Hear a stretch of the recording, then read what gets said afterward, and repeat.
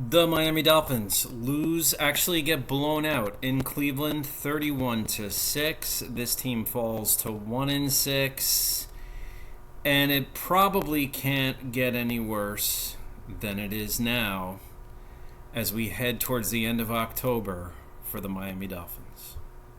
And the questions of will McDaniel lose his job, and throughout the course of the season, I've always been one to say, they'll probably wait till the end of the year. I gave credit when the team showed up against Buffalo on that Thursday night game.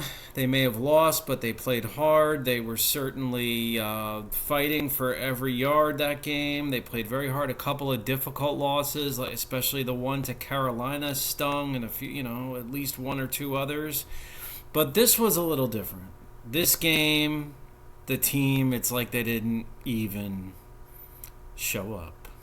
So if McDaniel is to get fired this season, I think it very well could be happening. In other words, if he were to get fired during the regular season, I think it's very likely that this will happen in the next 48 hours, the next 2 days from the game, by Tuesday, Wednesday.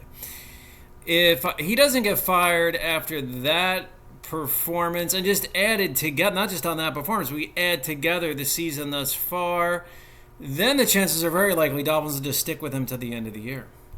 Achane, once again, was the only bright spot really for the Dolphin offense. He ran for 82 yards. I mean, he's a good player. Was last year. He's a good running back. The defense, again, with trouble, just getting big stops. And when you look at the schedule, we play Atlanta and arguably the best running back in the league in Bijan Robinson, who may very well run for 200 yards next week against the Dolphins in Week 8.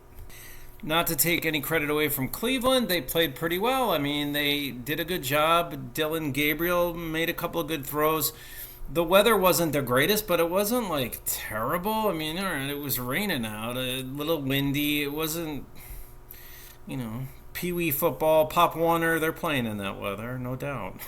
I mean, come on, guys. It wasn't that bad, but there's no excuse whatsoever to lose by 25 points in any football game against any team. So that's what happened today.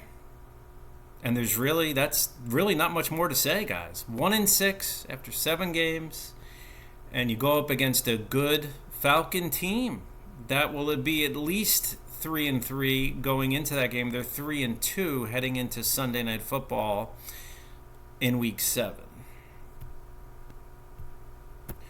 So let me know what you think of all this. I think McDaniel may be gone, and we have to start looking past Tua. I think Tua, I give him a lot of credit for what he's done over the last few years. He's been a really good competitor. He's brought some excitement back to the Dolphins, but I do think it's time for the Dolphins and Tua probably also to part ways. Let's get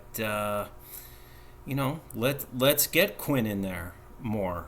Of course, he looked a little shaky today, but I mean, come on, that's his first action ever. Let's get Quinn a start. Get Zach in there. Those two guys they're both young. Of course, Quinn's only a rookie. So let me know what you think, guys. Falcons up next in Week 8. Talk to you soon. Bye for now.